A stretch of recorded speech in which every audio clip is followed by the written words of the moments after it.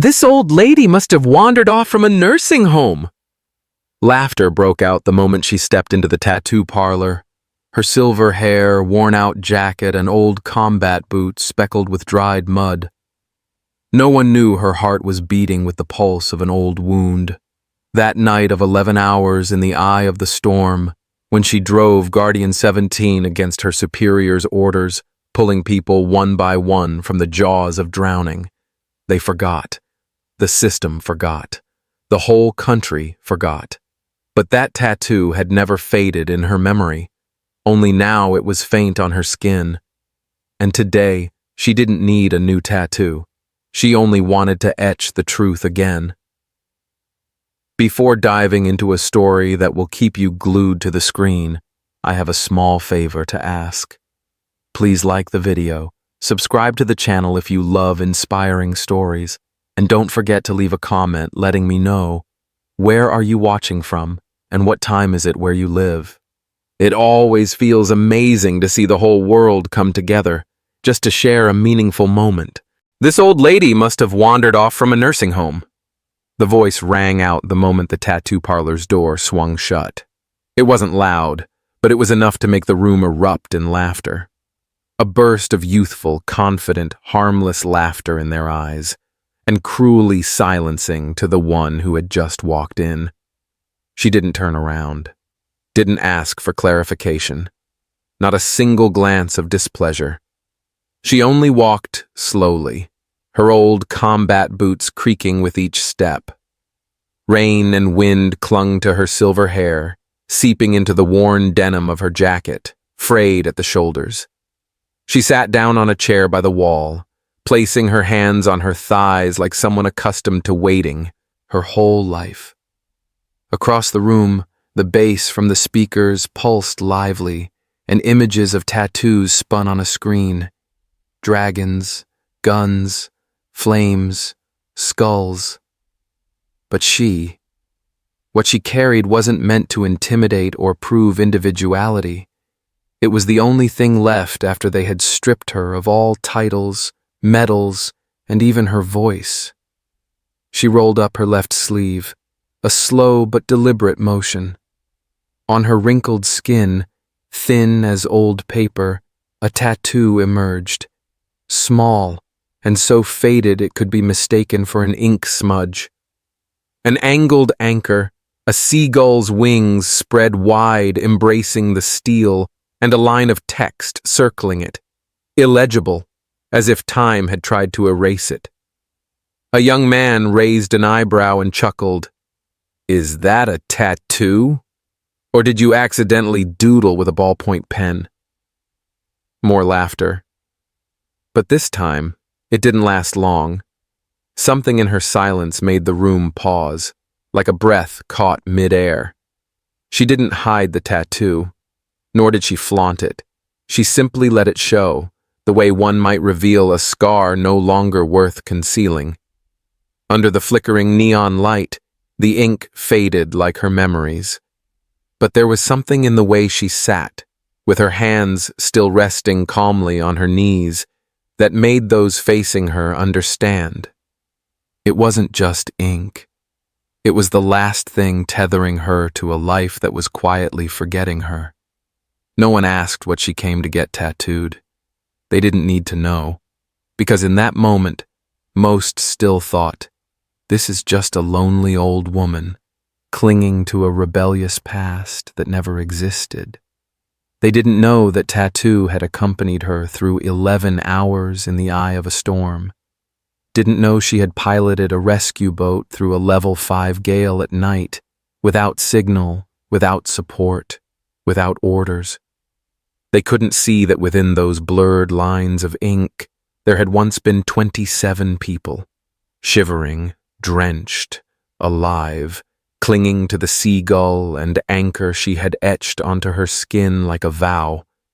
She had once borne titles, stood beneath a flag, had a military record 3 pages long, but after one night when she chose to save lives instead of following orders, all of that vanished. Only the tattoo remained. Now it too was fading. And today she returned, not to boast, not to defy age, but to re-etch what had once been the truth, before it vanished from her skin, from the memories of those who survived, and from a nation that had forgotten how to bow to silent courage. A cold gust slipped through the crack in the door. Outside, the rain still fell, and then a pair of eyes began to look again. Liam was wiping down his tattoo needles, his hands still stained with a few streaks of black ink, when his gaze froze. Something made him look up, then instinctively step toward her, not out of curiosity, nor exactly out of politeness, but as if his body reacted on instinct to a strange signal his mind hadn't yet named. He leaned down, his eyes narrowed, the space around him blurred, leaving only the wrinkled skin displaying a faded tattoo, an anchor, a seagull's wings, and letters so close to vanishing from this world. Silence spread like ripples after a stone hits water. Every sound around, the music, the chatter, the rain on the porch, suddenly receded, as if someone had flipped a switch. Liam blinked, as if he couldn't believe what he was reading. He whispered softly, unsure if he was speaking to himself or the entire room. "Wait a second. This is the U.S. Coast Guard emblem." No one responded. The young men who had been laughing earlier now seemed frozen. One of them leaned forward, glanced over, and suddenly stopped short. He muttered, as if afraid his voice might shatter something vital. "USCG. San Juan. 27 people. Hurricane Mitch." A few sounds of phones being flipped open broke the quiet. Young fingers searched in silence. Old news articles, blurry photos, scattered fragments of memory pieced together from the internet, like shards of a story history hadn't bothered to preserve whole. Liam still hadn't taken his eyes off that skin. His hand trembled slightly as it traced the lines of ink. There, amidst the folds of time, was a curved inscription, almost illegible. USCG. Sector San Juan. Rescued 27 souls. Octurn 1998. Something tightened in his chest, not from shock, but from the feeling of standing before a living relic, like meeting a witness from a history book that was never printed. No one in the shop moved. No one spoke, but all were silent. The silence didn't come from fear, but from a vague, unnamed reverence. No one knew the full story, but in her eyes, in the way she let her arm rest under so many scrutinizing gazes, there was something that made them interrupt. The tattoo was no longer a joke. It was a portal. And the woman before them, though she hadn't spoken, hadn't told her story, had opened that portal with her sheer silence. Liam took a deep breath, as if surfacing from the depths of water. A young man with messy hair, sitting by the window, whispered, not looking at anyone, as if recalling something read long ago. "I read once. There was a female officer who piloted a rescue boat through a storm all night. Saved 27 people. The papers called her the Silent Angel, but no name, no picture, just a vague news snippet." Another pause. Then the wind outside howled, carrying the scent of salty rain. No one in the shop knew they had just touched something the system had tried to bury. A testament to courage not recorded in documents, not present at ceremonies, never retold. Only the old ink remained, and a pair of eyes that had witnessed it. And then the story began to veer in a direction no one could have foreseen. Hurricane Mitch swept through the Caribbean in October 1998 like a nameless fury. No one was prepared. Category 5 winds engulfed Puerto Rico, tossing ships like toys. In Sector San Juan, all rescue boats were ordered to turn back immediately. No captain was permitted to set sail. No one was reckless enough to defy their superiors' orders in such a raging storm, except her. Elizabeth Monroe, then a sergeant piloting Guardian 17, a rescue boat, not large, but tenacious. She quietly checked the engine while others were securing the hatches. No one noticed. They thought she was just doing a final cleanup. No one imagined she was preparing to cast off, alone. A distress signal flickered faintly on the radio. A small village south of San Juan, without power, without communication, not yet evacuated. The signal was weak, but steady, like a heartbeat fading away. Elizabeth didn't hesitate. She pulled on a raincoat, donned a cap, stepped onto the boat, and started the engine. No note left behind, no report given, only her steady hands gripping the wheel. The wind lashed her face like blades. Waves as tall as rooftops, white and heavy, crashed down like collapsing walls. Guardian 17 pitched in the dark sea. She stood firm, barefoot, gripping the slippery wooden deck. Each impact jolted the boat, threatening to tear it apart. But she didn't retreat. 11 hours. No lights, no human voices. Only the crackle of the radio and the roar of the waves. She navigated by instinct, by the silent understanding of someone who knew the sea not through reason, but through stillness. She wasn't afraid of death. The only thing that kept her from turning back was the vow she made years ago. Leave no one behind. When the first faint beam of a flashlight glimmered on a rocky outcrop, she knew she had arrived. A group of people huddled under a plastic tarp, clinging to each other as if letting go would mean being swept away by the wind. No dock, no place to anchor, only waves and rocks. She jumped into the water, a rope tied around her waist. The wind whipped her face, but her hands held fast to each shoulder. She guided children, carried an elderly man, supported a mother clutching her child.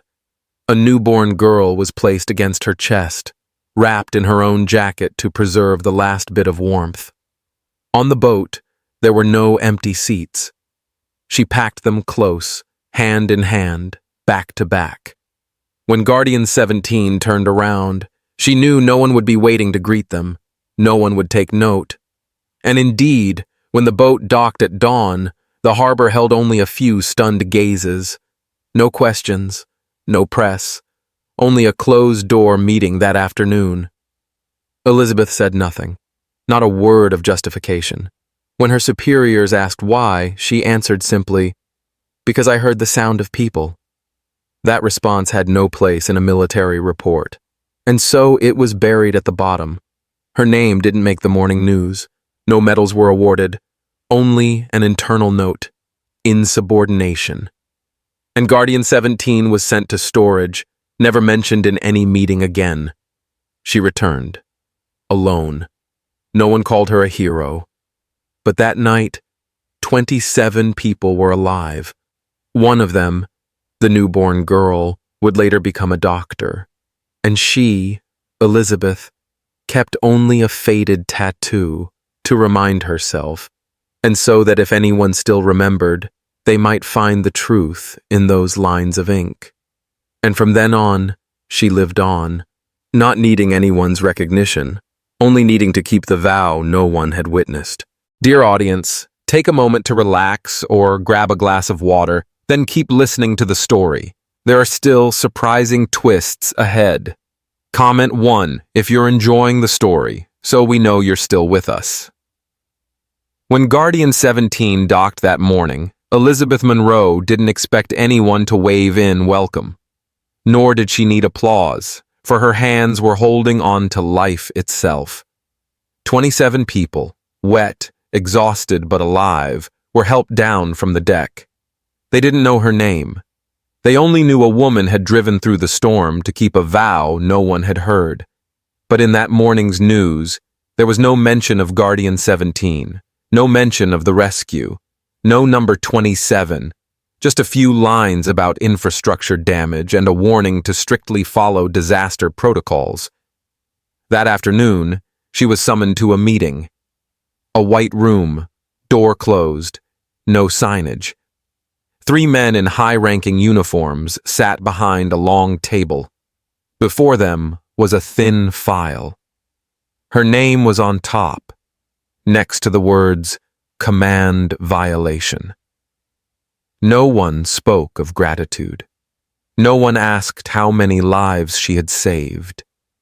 No one mentioned the newborn sleeping soundly in her mother's arms, warmed by the jacket Elizabeth had given up.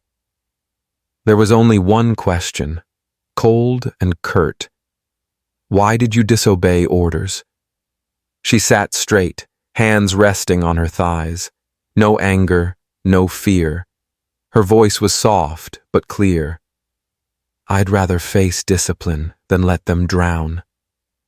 The file was closed. A disciplinary order was placed on the table. All details related to the incident were sealed. An internal memo forbade involved personnel from disclosing anything. Guardian 17 was erased from the day's operational records. The people she saved were barred from speaking to the press.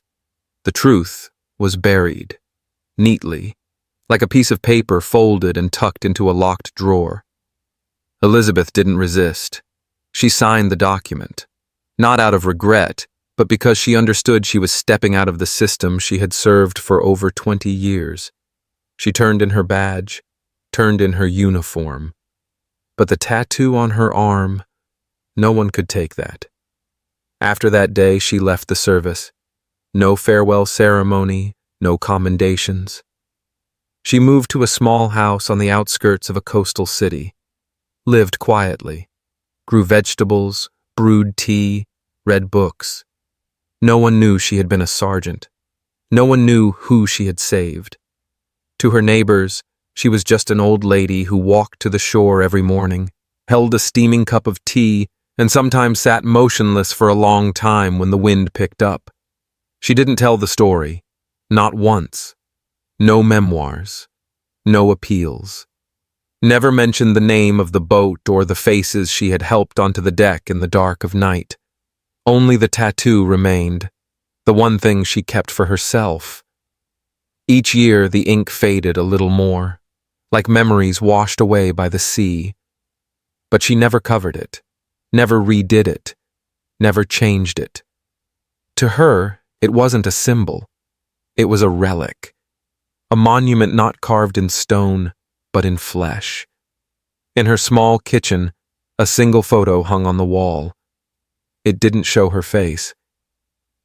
Just Guardian 17, amidst towering waves, taken from afar, blurry, as if the lens itself trembled in the wind.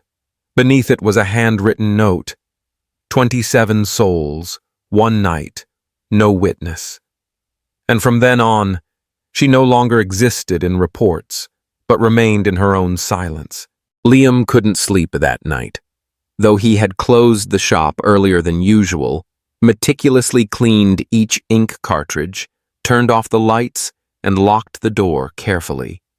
His mind was still reeling with the faded tattoo on the silver-haired woman's arm. There was something about it, about her, that wouldn't let him go. He sat in front of his screen, replaying the video he had unintentionally recorded when she sat still, revealing the blurred tattoo. His fingers lightly scrolled through each frame, pausing at the faint inscription, USCG, Sector San Juan, rescued 27 souls, October 1998. Each word emerged like an echo from the depths of the sea, a call from something long buried. No edits. No effects. Just a simple caption. Met an old lady at the tattoo shop, and I realized I was standing before a forgotten legend. He hit post, 9 o'clock at night. By 10, the video had 30,000 views. By midnight, 100,000. When Liam woke up at 7 in the morning, the number was 1.7 million, and it was still climbing every minute. Comments flooded in like a tidal wave, not the sensational reactions typically seen, but a silence that turned to respect, a shock that morphed into understanding. Someone wrote, "I'm the son of a Hurricane Mitch survivor. My mother still keeps an old photo of a small boat and a woman in a man's jacket. She called her the Nameless Angel." Another account, "I'm a Navy veteran. We heard about Guardian 17 in a closed briefing. No one dared speak of it. Now we can." Each share was a piece of the puzzle. Each message was a streak of light illuminating the shape of someone who had been obscured. Some sent photos. Others shared scans of old letters.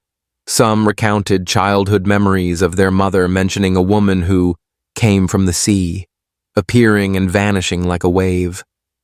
Within 24 hours, the video hit 8 million views. The news began revisiting the 1998 hurricane.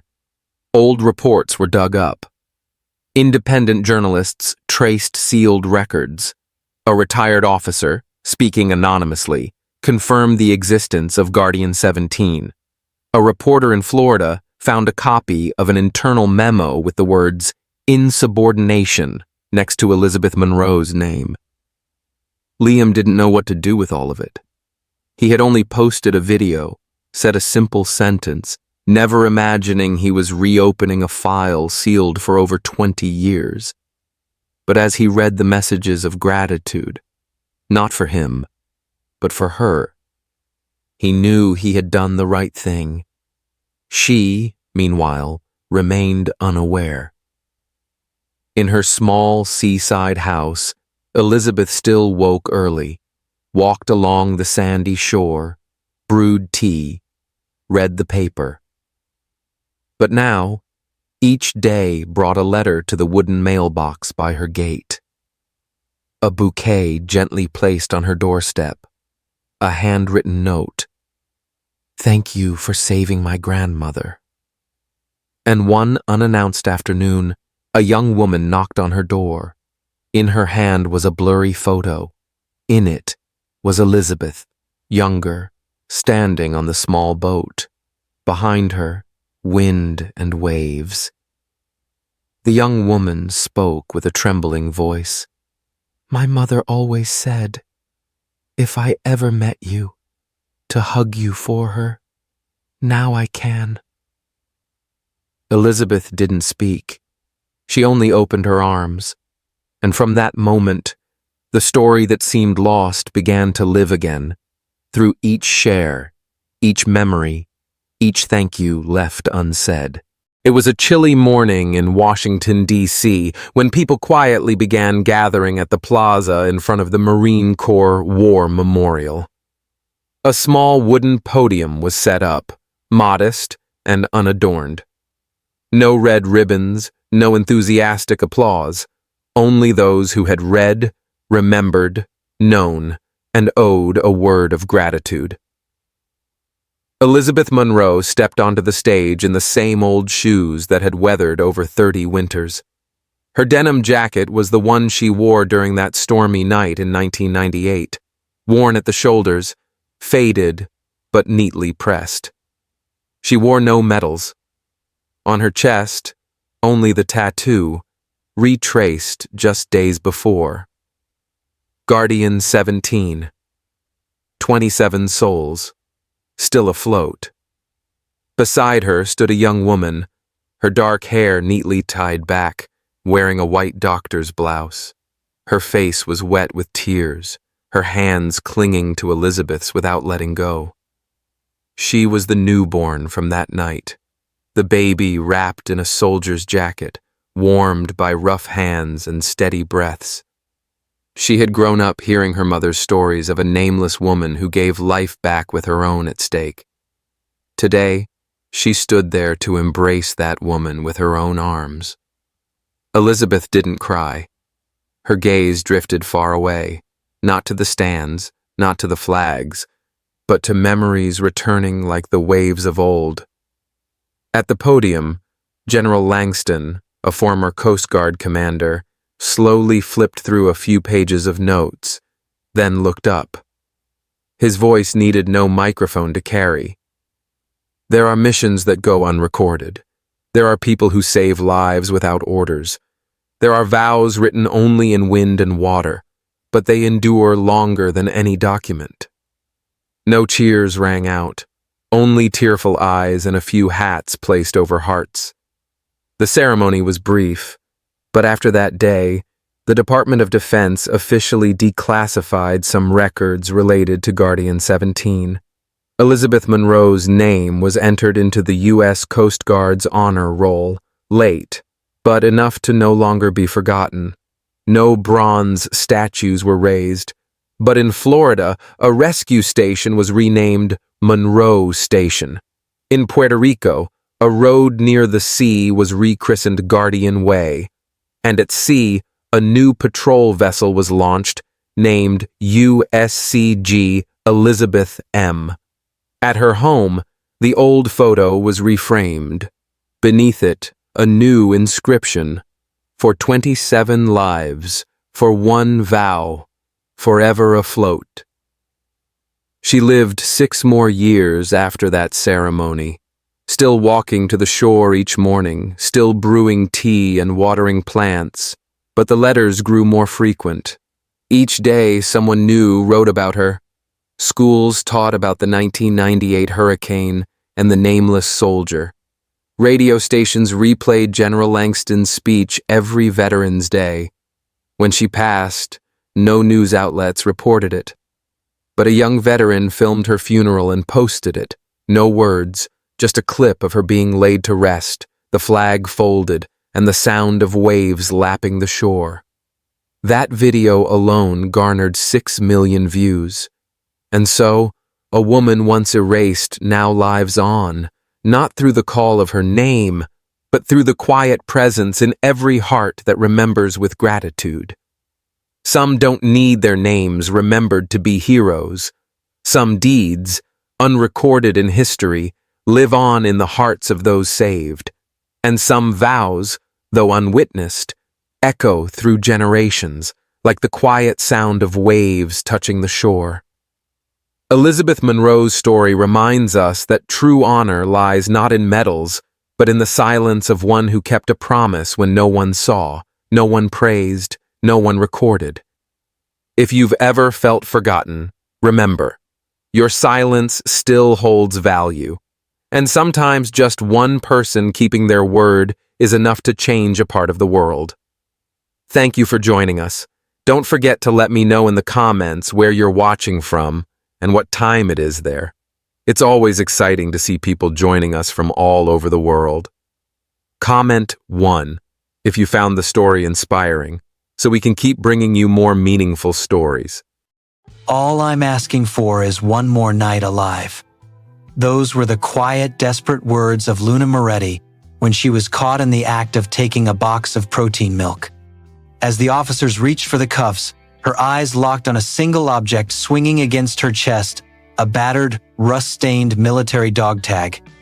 Within hours, the nation would learn who she truly was, a former Navy SEAL who had once rescued dozens during classified missions, now left to drift through the streets of Seattle, the result of a broken system and a promise she could never fulfill to the one she loved most. Luna Moretti, 58, is a name few recall, but a face everyone in Capitol Hill recognizes, the neighborhood where she has lived without a home for nearly a decade. Thin, with wind-tangled gray hair and eyes permanently reddened from cold and coughing, she carries an old military rucksack made from faded camouflage canvas. Its straps worn to threads, the same standard issue once given to Navy SEALs. Locals are used to seeing her collect empty cans. She never begs, never causes a scene, only moving in quiet avoidance, as if apologizing for existing.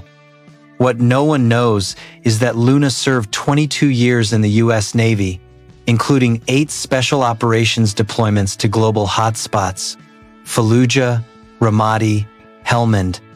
In those places, she was more than a soldier. She was the anchor of her team, the steady voice in the fiercest moments. Her comrades called her Anchor because she never faltered. But the one thing she couldn't save was her own husband. In 2011, her husband Marco died from complications of liver cancer, a disease that should have been caught early if not for a missed test result at the VA hospital. For 3 straight weeks, Luna sat by his hospital bed without leaving once. When Marco took his last breath, she didn't cry. She simply stayed there, holding his hand for nearly 2 hours, as though if she never let go, he might not leave. After the funeral, Luna closed her bank account, sold the house, and donated all her money to the charity where Marco had once volunteered. She left her papers neatly on the kitchen table and walked away, no farewell, no forwarding address. To the government, she had exited the system. To society, she became a ghost. To herself, she ceased to exist. Now she lives on the city's margins, sleeping behind bus shelters and under the awnings of shuttered shops. On rainy nights, she spreads an old poncho across the cold concrete and curls into herself as if still lying in a trench under fire. Each morning, she wakes before dawn, packing everything away without leaving a trace. She once said, "The battlefield taught me never to give away my position. The streets are no different." Other homeless people call her Ghost because she appears and vanishes like a breath, never staying in the same spot 2 nights in a row. A few restaurant workers who recognize her quietly leave scraps in a bin out back, but she rarely says more than a sentence to anyone. She doesn't ask for help. She doesn't complain. She just lives, or rather, endures. Once, in a charity kitchen on a cold, rainy afternoon, Luna spoke to a student volunteer just enough for words that would be remembered forever. "I learned how to survive under fire, but no one taught me how to live after he was gone." The words faded into the sound of the rain. No one asked more, and Luna offered no explanation. She rose, pulled her collar up, and slipped away as if she had never been there. But soon no one will be able to walk past her like that again. Have you ever passed by someone never realizing you had just brushed against an entire forgotten epic? Welcome to Veteran Life Stories, where real sacrifice meets unforgettable storytelling. Subscribe and keep their courage alive. He stepped into the store before the sun had crested the roof of the 2nd floor. Rain fell, cold and damp, the wind cutting through layers of coats long past their ability to keep warmth in. Cole didn't look around. He knew this shop, knew the camera's location, knew the quiet hours, knew that the owner would step out from behind the counter to help elderly customers pay. This wasn't a plan. It was the survival instinct of a man who had lived by analyzing every nook and cranny in seconds. The protein milk sat on the bottom shelf. A cheap brand, nearly expired, its silver label worn. His hand trembled as he picked it up. Not from fear, but because it was the only thing he'd thought about for 3 days. His stomach was hollow, his throat raw, and his coughs were lasting longer than usual. He shoved the carton inside his coat, zipping it just halfway. Then he turned slowly toward the door. "Stop," a voice rang out from behind the counter. Not loud, but firm. The shopkeeper had installed a new corner mirror. He saw the entire motion. His finger hovered over his phone. "I'm calling the police." Cole froze. He didn't argue, didn't bolt. He turned back, pulled off his hood. Rain dripped from his collar. "I just need enough strength to live one more night," he said, his voice barely audible. The police arrived 6 minutes later. 2 officers. The younger one, Rivera, a Latino man, still awkward as he took notes. The senior officer moved with practiced efficiency, processing the incident quickly. As Rivera bent down to cuff him, he paused. A chain glinted beneath Cole's collar, a military dog tag, so old the letters were faded, but still legible. Name, blood type, unit code. "You used to be a SEAL?" Rivera asked, surprise evident in his tone. Cole said nothing, only nodded. No reason to explain further. Outside, the rain intensified. At the King County precinct, his file was sparse. No address, no next of kin, a handful of prior detentions for food theft. The officers filed their report, sent it on to the prosecutor, just another petty theft case. They knew nothing of night missions in Helmand, nothing of SEAL teams returning under fire to rescue trapped comrades in the desert. A few hours later, the prosecutor's office recommended holding him until trial. The reason was simple. Cole was homeless, had no fixed residence, and a record of minor offenses. His case quickly landed on the summary docket, a name unworthy of notice among hundreds of files. No one knew that the judge assigned to the case was Daniel Whitaker, a former Marine deployed to Fallujah in 2004. It was a SEAL team that saved his unit when they were surrounded. The SEAL commander who barked over the radio, "I'll get them out, no matter what," that was Cole Mercer. But time and war had blurred the details, and Whitaker had no inkling he would encounter that name not in uniform, but on a defendant's roll. When he opened the file that evening and read, "Mercer, Cole A.," his hand froze. Why would a man like that be arrested for stealing a carton of milk? And why had he been living on the streets for years without anyone recognizing him? Sometimes justice begins with the smallest questions, and sometimes the most significant reunions in life come under the most unexpected circumstances. What do you think happens when the judge realizes the very man who saved his life now stands before the bench? Relax and leave a 1 or comment, "I'm still here," to keep listening. She entered the small grocery just before the sun climbed over the second-floor roofline. Rain came down in icy sheets, the wind cutting through coats that had long since lost their warmth. Luna Moretti didn't glance around. She knew this place where the camera hung when the aisles stayed quiet, and how the owner always stepped away from the counter to help elderly customers count their change. It wasn't some premeditated scheme. It was muscle memory, the instinct of someone who'd spent years reading a room in seconds. The protein milk was on the bottom shelf. A generic brand, nearly expired, its silver label dulled by wear. Her hand shook as she reached for it, not out of fear, but because she'd thought of nothing else for 3 days. Her stomach was a hollow ache, her throat scraped raw, and the coughing fits were lasting longer than before. She slid the carton into her coat, zipping it only halfway, then turned slowly toward the door. "Stop." The word came from behind the counter, firm, steady, not raised. A new corner mirror had given the shopkeeper the full view. His finger hovered above his phone. "I'm calling the police." Luna stopped. She didn't argue, didn't run. Pulling back her hood, she let the rain drip from her hair and collar. "I just need enough strength to make it through one more night," she murmured, barely above a whisper. The officers arrived in 6 minutes, 2 of them. The younger, Rivera, a Latino man still finding his rhythm, scribbled notes. The older one moved with practiced detachment, processing the scene without hesitation. When Rivera bent to cuff her, something caught the light, a tarnished chain beneath her collar, a military dog tag, letters worn but readable name, blood type, unit code. "You were a SEAL?" Rivera asked, startled. Luna only gave a slight nod. There was nothing more to say. Outside, the rain grew heavier. At the King County precinct, her file was thin. No address, no next of kin, a handful of prior detentions for food theft. The report went to the prosecutor, just another petty theft. No one in that room knew about midnight insertions into Helmand, or the SEAL teams who charged back under fire to pull out trapped comrades. Hours later, the prosecutor recommended holding her until trial. The logic was simple. No fixed residence, a record of minor offenses. Her name was dropped onto the summary docket, one case among hundreds. No one realized that the judge assigned to the hearing was Daniel Whitaker, a former Marine who had fought in Fallujah in 2004. Back then, a SEAL team had saved his unit from being overrun. The commander who'd shouted over the radio, "I'll get them out no matter what."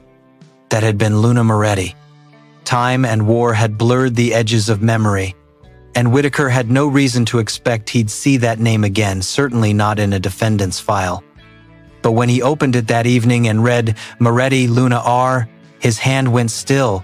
Why would the woman who once saved his life be standing in court for stealing a carton of milk? And how had she been living on the streets for years without anyone noticing? Sometimes justice begins with the smallest of questions. And sometimes the most profound reunions in life arrive in the unlikeliest of courtrooms. What do you think happens when the judge realizes the person before him is the very one who saved him? Type 1 or comment, "I'm still here," to hear the rest. There are people who vanish from public view not because of guilt, but because the world has forgotten how to speak their name. When Judge Daniel Whitaker realized that the name Luna R. Moretti belonged to the woman who had once carried him out of the chaos of Fallujah in 2004, he knew this could not be chance. He had to know the truth. Using the special access granted to him during his time on a military transition oversight board, Whitaker called the Northwest Regional Office of the Department of Veterans Affairs and requested that long-archived records silent for over a decade be brought back to life. 12 hours later, lines of data slowly appeared on his screen like a reluctant confession. Luna Moretti had been among the Navy SEALs' most elite operators during the Middle Eastern campaigns. She had earned the Silver Star for fearless leadership during a hostage rescue in Kunduz, the Bronze Star with valor for leading a night raid in Ramadi under relentless fire, and the Purple Heart for wounds sustained during the Fallujah withdrawal, an injury that permanently damaged her left hip. In one detailed report, she was recorded as carrying a wounded Marine Whitaker himself nearly 2 miles through active gunfire. Yet all those medals couldn't stop her from being erased. In 2009, during the nationwide migration to a new veterans data system, a clerical glitch marked her address as invalid. Mail was returned, no follow-up calls were made, no one checked further. Without warning, the system removed her from the monthly stipend list and canceled her healthcare access. The bitter twist? At that very time, Luna was caring for her husband Marco, whose liver cancer had been misdiagnosed at that same VA hospital. When he died, she fell into a long, unbroken silence. No appeals. No requests for review. She turned away from the system just as the system had turned away from the person she loved most. For the next 14 years, she existed like a shadow in the heart of the city. No home, no health insurance, no access to veteran mental health care, and no one asked why. A woman who had risked her life for others now fought each night just to keep a shred of warmth in her lungs as she slept against cold brick walls. Whitaker held the nearly 80-page file in his hands, heavier than any indictment he had ever read, not because of the number of pages, but because of the moral weight it carried. This was no longer about a stolen carton of milk. It was proof of a system that had abandoned the very people who had defended it. Quietly, he sent the entire record to the public defender's office, urging them to re-examine the case through a veteran's lens. He called 3 of Luna's former teammates, all of whom confirmed the reports and spoke of their deep respect for her. Moretti never left anyone behind, one of them said, even when she had nothing left. A grainy photograph from 2004 now lay before Whitaker Luna lifting a wounded boy toward a medevac helicopter, the air clouded with dust and smoke. It had once appeared on page 3 of a national newspaper before fading into obscurity. Now, it stood as undeniable proof not only of an event, but of a collective forgetting. Staring out the window into the rain, Whitaker wondered, If he had failed to recognize the woman who had once saved his life, how much longer would it take before Luna was seen again, not as a homeless stranger, but as a human being? How many more people like Luna Moretti are disappearing every day, every night, because the system has no memory? My dear audience, the next chapter will move you even deeper. Please like the video, subscribe, and share in the comments where you're watching from and what time it is there. I love seeing this community connect from every corner of the world. The next morning, Seattle's sky hung heavy in its usual gray, but inside the King County courtroom, the air felt different. Seats that were often empty were now filled to capacity. Fellow veterans in uniform, local reporters, and even residents who had once seen Luna Moretti quietly gathering empty cans outside a cafe, all gathered to witness who she truly was. She was escorted and wearing clothing donated by a veterans support organization, her hair neatly trimmed, her face clean-shaven of its weariness, yet her eyes remained unchanged, silent, steady, without expectation. She sat beside an elderly attorney from the Special Operations Veterans Legal Aid Society, the one who had volunteered to represent her the moment her military record became public. Judge Whitaker entered with a composed expression, the file he had studied all night in his hand, and without the usual preamble, fixed his gaze on Luna. "Miss Moretti," he said, "is there anything you wish to tell the court before we hear testimony?" Luna's voice was low but unshaken as she replied, "I would like to remain silent just as I have for the past 14 years. The room went still. It was not an excuse but a simple truth. A faint rustle moved through the gallery before a tall man in a dress uniform, bearing the insignia of a colonel and the authority of a former SEAL Team 3 commander, took the stand. His voice was measured yet unyielding. "I trusted Luna Moretti with the lives of my team. She did not just save her comrades, she upheld the very system that now sits in judgment of her." He submitted a series of documents into evidence, a confirmation letter from the Pacific Fleet Admiral, after-action reports, award citations, and most damning, a Department of Veterans Affairs error report. The attorney laid out the administrative breakdown that had stripped her of benefits, and no one in the room moved to object. An inspector general's finding confirmed that over 14 years, she had been denied $1,574 per month in benefits, along with medical and psychological support amounting to nearly $268, 0-inch unpaid aid. When the verdict was delivered, Luna did not celebrate. She did not smile. She only gave a small, quiet nod, and her attorney placed a hand on her shoulder, a silent acknowledgement that she was finally seen. Immediately, an emergency relief fund was approved, granting her not only the back pay, but also new housing, full medical rehabilitation, and ongoing mental health care. Her temporary apartment was in a quiet veterans housing complex, its windows opening onto a park. News outlets picked up the story, and it spread like fire across dry grass. The faded 2004 photograph of Luna carrying a wounded boy to a medevac helicopter resurfaced, now set beside the image of her at the defendant's table, a single frame holding both the hero and the forgotten. Somewhere in the system, a review began of veterans who had vanished from official records. But in that Seattle courtroom, what lingered was the stillness of something restored after years of silence. The question now was no longer whether justice would arrive in time. It was whether we still had the courage to ask how many other Lunas waited to hear their names spoken once again. In the weeks following the trial, images of Luna Moretti began flooding newspapers and social media. The most shared photograph did not show her in uniform or with medals, but as a thin, weary woman stooping to retrieve a dropped carton of protein milk at the curb, a faded U.S. Navy recruitment poster towering in the background. The contrast struck like a lightning bolt. A woman who had once risked everything for her country, now struggling simply to secure her next meal.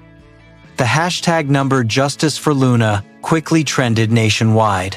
Veteran organizations, families of service members, and countless civilians who had never worn a uniform added their voices. Within months, the newly formed Moretti Foundation, dedicated to supporting veterans forgotten by the VA system, had raised over $4 million.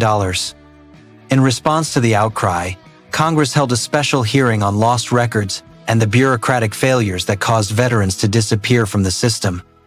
A sweeping review by the Department of Veterans Affairs uncovered nearly 11,000 similar cases, men and women living in the shadows, unasked after and unremembered. Luna never sought to be a symbol. She turned down most interview requests, refusing to be the object of pity. Instead, she visited rehabilitation centers, schools for at-risk youth, and juvenile detention facilities, speaking not about war or her medals, but about the fragile currency of faith and what happens when it is left to wither. Honor, she told a room of young inmates, isn't the ribbon on your chest, it's keeping your promise even when no one else remembers you made it. Her voice, quiet but unwavering, silenced the room. Later, at a Seattle event hosted by the Moretti Foundation, a bronze statue was unveiled, depicting the moment she carried a wounded Marine from Fallujah, crafted from the once classified photograph. The plinth bore the inscription, "Strength lies not in weapons, but in loyalty that never fades."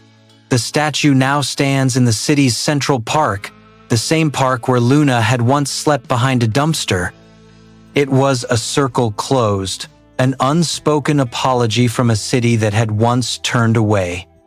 On Veterans Day, she wore her SEAL uniform for the first time in years, its fabric pressed, its epaulets heavy with hard-earned medals. As she stepped to the podium at the memorial, the entire crowd rose not in a choreographed tribute, but in a spontaneous wave of respect, from fresh recruits to retired generals. Luna said little. She simply scanned the crowd, her eyes no longer dulled by grief, and into the microphone spoke.